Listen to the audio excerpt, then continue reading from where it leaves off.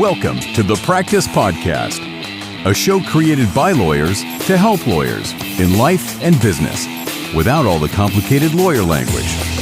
Let's welcome Bast Amron founders and your hosts, Jeff Bast and Brett Amron. Hello, I am Jeff Bast, and this is the Practice Podcast. Hello, Jeffrey. Hello, Brett. This is Brett Amron. Welcome. Today, we are so lucky to have an amazing guest sitting here with us in studio, along with, of course, our wonderful producer, Nelson. We have today a magician, really. I like to think of her as. She is our marketing director, Maylynn Menoud. Welcome, Maylynn. Maylynn is the very reason, I think, why you see all of us out in print, in picture, and really comes in and pushes all of us, all the lawyers, to do things that maybe some lawyers don't want to do, but really it's necessary evil of the practice of law and the growth of lawyers. So we're going to have a nice discussion and dialogue today with Maylynn. Maylynn, welcome. Giving our listeners a peek behind the curtain. A little peek, today. yes. Thank you, guys. And Maylynn's been in the legal field for 25 years, is that right? Something like that? Just about, yes. Wow. So you want to tell us a little bit about your background? Sure. I started in academia when I was in college, actually, at St. Thomas University, working in the career services office for the law school. And very early, I was recruited by Greenberg Traurig, biggest firm at the time. And I started my career with law firms there. And 2 years into working with them, I was poached by Hunton & Williams, who wanted to make a presence in the Miami market. And that's where I had the pleasure of working with Jeff. I was part of his onboarding process there and was there for 4.5 years. Went to Stearns Weaver Miller after that as a regional firm. And then the market crashed around 2008. That's when I really dovetailed into marketing with Gray Robinson. Gray Robinson came into the Miami market, and I was part of that team to put them on the map here in South Florida, taking them away from being an Orlando firm. And then after that, my career has just kind of grown more into the marketing and business development with lawyers. I've gone to more regional firms, and that's where I ended up. You've been climbing up the ladder of, law firms to the very pinnacle, and now you've reached it here at Bast Amron. Started at the bottom with Greenberg, and then Hunton & Williams. And now I'm selective, right? Now it's reached the pinnacle with Bast Amron. You've summited. I mean, really, there's nowhere higher. Right, for sure. I did, and now I'm selective, and now I'm happy to be here. I think I'm in the right place, and I love the lawyers that I work with. What's interesting is that I think your trajectory really followed those of a lot of lawyers, as there tends to be this gravitation towards the big firms when you come out of law school. And then as you learn more about the practice, I think the more sophisticated or the more savvy people find their way to boutique practices where they can really hone their skills and find a more comfortable home. That's actually the best specialization way that you can describe that. You start big law and you kind of get your foundation there, right? And that's where I've learned, and I've taken my learnings and what different firms do, and I've applied it throughout my career. And that's what's helped me be successful. And for me to see the success of my lawyers is a reflection of my work at the end of the day. That's what drives me to do what I do. I really enjoy working with lawyers and seeing them grow throughout their career. And I've worked with so many lawyers in the legal market in South Florida, and I've seen their growth and where they're at. Yeah. They've not necessarily stayed with big law. They've gone to boutique firms, and that's where they've, So you started in recruiting and have since gravitated towards marketing over the trajectory of your career. Was it an easy progression or natural progression? And if so, why do you think that? So I do think it was a natural progression that was inevitable. I don't think law firms really got that early on, but now are seeing that it is necessary to marry the two. You have to have recruiting and that marketing element, business development, professional development together when you're vetting attorneys to join your firm. Right. All of those things are so important. Right. Marketing is part of recruiting. It absolutely is. Yeah. Absolutely. Because you're not just marketing to clients and other lawyers, you're marketing to law students and prospects as well. Absolutely. And you want to make sure that they fit, right, the culture of your firm and who you are. And you want to make sure that all of that comes together. That your marketing message fits the culture of your firm. Right. Absolutely. And then that helps you find people that also fit the culture. They're like-minded, right? They're going to easily transition with your staff, with your other lawyers, with your clients. They're going to be that cheerleader for you, and it's going to be a natural fit. Yeah, I would say that's really for law firms anyways, one of the benefits of social media and marketing, the presence of marketing now is that back in the day, when I was in law school, if I wanted to learn about a law firm, it was not that easy. There was no website, there was no internet, there's no way to find out other than talking to other law schools. And they had these books in the career counseling office that had these one-page forms that you could learn about the firms. The National Association for Law Placement. Exactly. Yeah, the NALP forms. Yeah. That was the only way you could learn. But now you can learn so much about, not only about the firm, but the people. And it tells you who they are, the message, the tone, your persona, right? It's not going to go away. Social media is really where you live and breathe. That's where people are going. LinkedIn is the most important, I think, social media platform for lawyers, because that's where in-house counsel is going to look. Mm-hmm. That's where your clients are going to go to see who you're connected with, to see what your message is, what you're putting out there. And it is important because the next thing they're going to look at is your firm website. Right? I think that's the second most important place for you to be in it. And they have to match. They have to be consistent with one another. And it's so important that you define your message early on. And I think Bast Amron has it. I think that the message is consistent. It's, that no jerk rule. We want to work with great people. We have great clients. We have sophisticated lawyers who are real human beings. Right. And that's me being here for the last year and a half, what I've learned from the firm culture. There's so much content on social media in general, but LinkedIn for sure. Yes. And there's a lot of lawyers that post. There's a lot of professionals that post. Yes. What are a couple of things that a lawyer can do to kind of or a law firm can do to distinguish themselves on LinkedIn and jump out? Write articles. They don't have to be substantive in your practice. They can be personal to you. But I do think a mix is good. You want to talk about your expertise, and you can use LinkedIn as that platform to put that information out that identifies you and distinguishes you as a thought leader in your industry, right? Mm-hmm. And it doesn't have to be all legalese, and it doesn't have to be technical. It could be just a topic that might be beneficial to your clients. Something people want to hear, right? Exactly. Yeah. And in terms of, there's a distinction obviously between big firm and small firm in terms of resources and sort of the needs and of big firms versus small firms in terms of recruiting and marketing. Is it as important for a small firm, or maybe more important, to market through recruiting or recruit through marketing, whichever way that goes, as it is for a big firm? I mean, how would you sort of describe that, the need for that for a small firm? So I think it's more important for smaller firms to have that buy-in and investment and that presence, right? You guys got it and said, we really need to have a formal marketing department that really puts us out there, because you know the importance of it, right?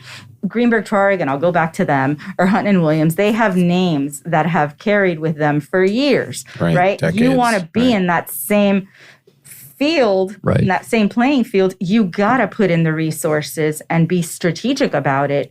It's not one size fits all. It's not, let's see what sticks. There has to be some strategy. And I think we have done a great job as a firm to really position us with your expertise, right? You have a specific expertise, and that's what we're pushing. Yeah. And I think social media has, just like technology in general in terms of our practice, right? Substantive practice. But I think the social media has created a little bit more of a level playing field in terms of the marketing for smaller firms with big firms, right? Like, we can put our own content out. We can be visible on social media. So if I'm a recruit and I hear about this firm through whatever means I hear about it, what am I going to do? I'm going to go on social media and check them out, right? And go to their website, maybe go to the LinkedIn, look at individuals, look at the firm and see what they're pushing and see what kind of information they're putting out there, right? Are there commonalities? Are there things that I align with, right? As a recruit that I think I would fit in? And that's where you start your process of elimination of where you think you would want to go to start your career. And that's where we need to be smart and position ourselves as that firm that people want to go to. Yeah, I think you made a good point about it's just as important or probably more important for small firms to be focused on marketing. And really, it should be important for every lawyer. Every lawyer should make marketing a part of their life as once they start practicing really from day one.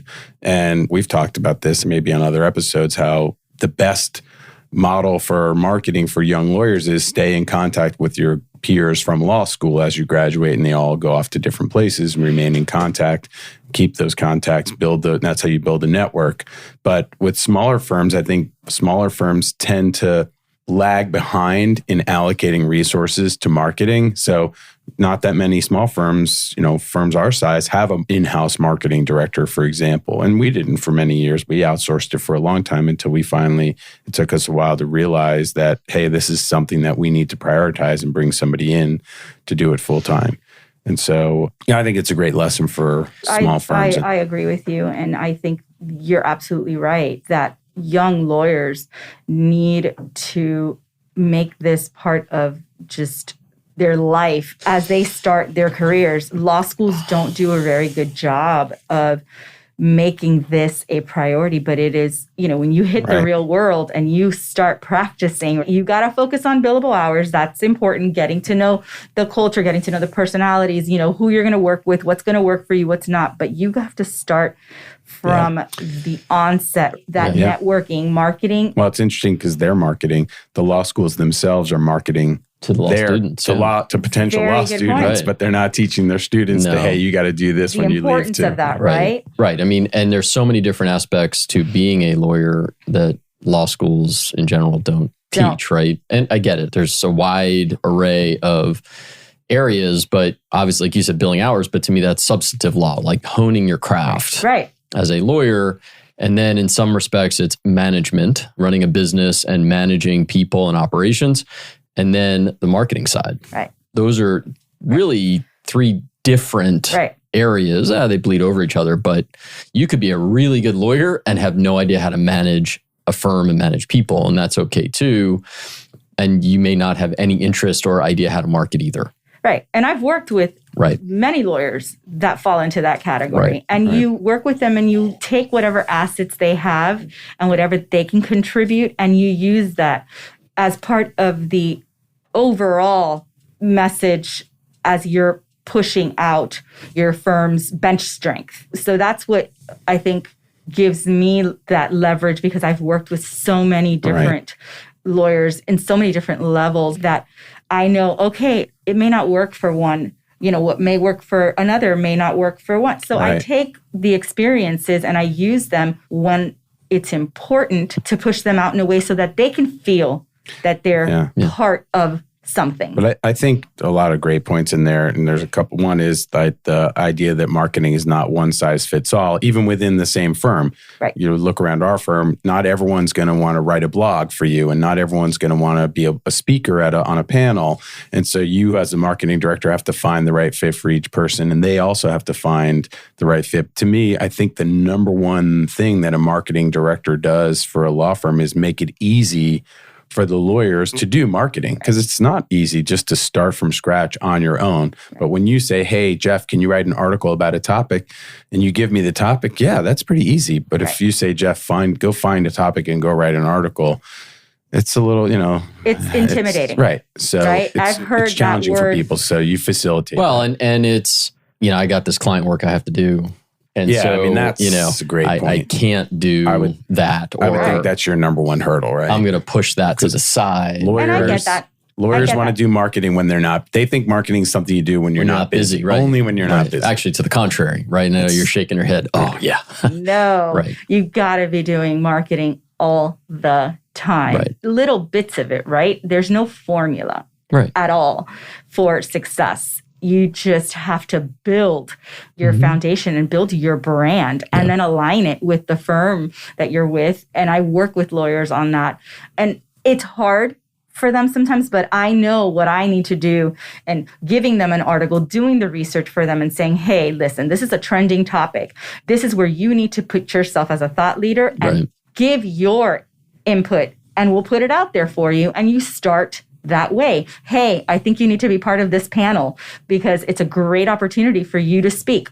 Not everybody wants to do that. Fine, not a problem. Right. But there are ways that all lawyers can contribute. Right. It's not a one size fits all, but there's many different areas, right? Absolutely. So to shift gears slightly, which is where we are today, obviously you've seen over your career a shift in how lawyers market and things like that. So given current environment and where we're heading or the future, like what do you see in terms of some trends today in terms of marketing, some hurdles to that, and then where do things go? So I think for lawyers now, there's still, because we're not fully open and events are not fully in person, I think it's easier now to get yourself into a webinar that you don't have to go to in person. But I do believe that you need to be in person and have those connections for your professional growth, right? We're in a weird time where marketing and business development has slightly shifted. So I'm interested to see what's going to happen once we're fully open and ready to go. The ones who didn't take advantage are the ones that are going to suffer more because it's not going to stop, right? We are going to continue moving forward and getting back to having the conferences and getting back to having the in-person meetings and networking events. You need to be ready to get back into that game. Yeah, so those conferences that stopped for a while, in-person conferences, they're going to start up. And I agree with everything you said that I think long-term, we're going to have this sort of hybrid environment in law firms and in marketing too. Some people are going to appear via video at conferences. Some people will be in person. I expect that to be a longer-term I agree with you. outcome. But that doesn't mean just because you're appearing by video, it doesn't mean you can't network with people. And I do this too. When I'm on a Zoom or a networking thing by Zoom, if there's one or two people that I think might be beneficial to meet, I'll direct message them and say, hey, we'd love to get together. And so you can get together with someone one-on-one, either via Zoom or in person, even though you're appearing by follow-up by digital. I think that the hybrid is going to allow some people who may not be able to travel to attend and probably network and benefit from that too. And people are going to roll out as they get more comfortable, right? So regionally, individually, it's going to take a while for everything to come back in terms of in-person. And it's giving the opportunity too in this hybrid space for lawyers who are not comfortable. Walking into a room. Right? Yeah. Right. This is giving you an opportunity to like slowly dip your toes into something and have that communication with less of an intimidation layer, right? If you were in person and you had to network. I think this is a great You're right. It's easier. Opportunity. It's easy. When you walk into a big ballroom and there's groups of people and they're standing around in circles of 4 or 5, it's intimidating for many people to walk up and break into one of those circles. And so doing it via Zoom is a little easier because everyone's facing each other. You know, it takes one layer there's no off. closure to the circle. Yeah, everyone's staring into the screen, so you feel like everyone's looking at you, even if they're not. And so, like, oh, okay, now I can speak instead of walking into a closed circle, and sort of busting your way in. And they all look at you like, what are you doing here? I'm waiting for that right moment to walk into that conversation and not look or feel. And they know each other and you're the outsider. And so a lot of people have a hard time with that. And I think this will make things a little easier. It's giving you another option. There's no excuse to really marketing and putting yourself out there in a way that can give you those connections. Yeah, and I would say if you're going to show up, whether it's in person or on Zoom, to a networking function, not just a webinar is I'm listening to the topic and substantive and whatever, but if you're going to show up, show up. Don't just sit there and do your email your or do work, other things. Or I know it's tempting for all of us as lawyers to want to do other things if we're just in our office on a webinar or a networking function, but show up, right? Like participate. Yes. And set a goal for yourself. Yes. One name, two connections, one connection. Do your homework before. Yeah. Make sure that you're strategically you look at who's going to be attending if you can, right? And send them an email. Hey, I'm going to be attending this networking event and I'd love to connect with you. Great idea. Yeah, I mean, that's just that little step is kind of easy to find out who's attending in advance. And that's when you take have a look marketing. at the list. Or ask your marketing director to do that. Take a look at the list and kind of see, are these people that I'd be interested in meeting? And maybe you reach out to them either at that time or during. One of my practices I like to do is when I'm on those, I will connect with those people on LinkedIn while we're on the, I'll start sending invites. I do that a lot with panelists that I like. I'll just make a connection. Hey, I really enjoyed. That should be part of your checklist. Yeah. Hearing you speak. Yeah, and it's an easy thing to do, right? I mean, absolutely. you're in front of the computer, you can do it. It's super easy. But I think what we're sort of getting into is even though the methods may change a little, the consistency needs to be there and the commitment. Absolutely. Those are the most important. Consistency is key. One-offs are never going to work. I always say that it takes 7 touch points and it can happen real quick for you, or it can happen through a course of a year or 2 years, but it's just being consistent, right? And finding ways to stay relevant. Right. Well, it's a marathon. It is. It's not a sprint because it's going to take, we always tell the young lawyers, new lawyers that you go to one lunch, you're not going to come back and go, oh my God, I just hit the bid and, I got to. No. It's a relationship. Absolutely. That you're creating. And it's not just those one-offs. It's anytime you appear in a case, anytime you're in front of a judge, you're in a mediation. Those are all touch points. Absolutely. Not that you're pitching yourself for work directly, but it's how you show up. And that is marketing in and of itself. You're legitimizing yourself as credibility. An authority. It's credibility. Right. And I always say, hey, how can you provide value outside of giving a client or giving a potential client? Like, hey, I saw an article that I think you might be interested in, or there's a topic that I think, and just find an excuse to reach out to them. Right. That's a great point about, the conferences. You said do your homework before. Absolutely. Brett talked about showing up during it, actually being there and not just being on the thing, but paying attention and interacting, but then the follow-up after. It's the same thing as when you attended a conference in person. If you meet someone, you get their business card, and then you just throw it out after or just, leave it on your desk and you don't send them a follow-up note or anything, then what's the point of making that connection? So it requires a little follow-up after, and you just find a reason to say, hey, it was great to meet you, or send them an article of interest. And and you never know that person that you connect with may be sitting across the table from you in the next case.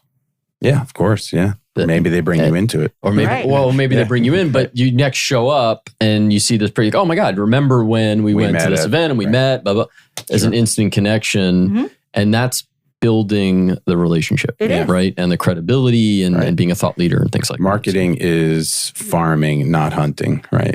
You're planting seeds and growing, growing crops. Organic, it takes organically, long of course. period of time. And you got to water it. Right. Yes. Wow, we got into farming. We started with recruiting, marketing, and now farming. I think we've gone full circle. And I think we can wrap this up. Yeah, I've enjoyed this. I've learned a lot. Well. I feel like we revealed some of our big secrets, but Maylynn being our number one secret. I think the secrets hide in plain sight. I think that Maylynn is fantastic at what she does because she pulls it out of us. I think if you sat any average lawyer down who may not be the best at marketing, or maybe they are, they all would answer the questions the same way. I think we all know what we need to do. But it's a question of whether or not they're willing to do it, right? And again, it goes to comfort level. I'm not so sure. I agree. Well, but it goes to comfort level, right? So if someone says, I don't want to speak on a panel. Okay. Right. What else can you do? Well, I can go to this event, or I can go to that event. Or I think everyone has a general sense of something they could be doing. Yeah, for sure. To market themselves. I as a marketing director, I'm going to pull that out of That's you. You're going to make it a priority. You're going to make it a priority and Lawyers pull it are out always of going people. to push marketing to the bottom of the That's right. to-do list, always. And And it's your I'm your gonna job bring it- is to and I'm gonna bring it bring it back up. up. Exactly. And nag us until we do. Oh, Yes, I know. nagging. In a good way. A good nagging. Right. Yes. Encourage Well, on us. How about that? Encourage us to bring it there back. you go. On that, I think we say, Maylynn, thank you so much for My being pleasure. on the Practice podcast today. Thank you for being here. And if you have any questions or you want to hear more about this topic or any other topics, please let us know. Our contact information is in the show notes below. And please subscribe. As always, thank you to our awesome producer, Nelson Broussard. For more information on this show and other resources, visit bastamron.com and connect with us on LinkedIn, Facebook, and Instagram at Bast Amron.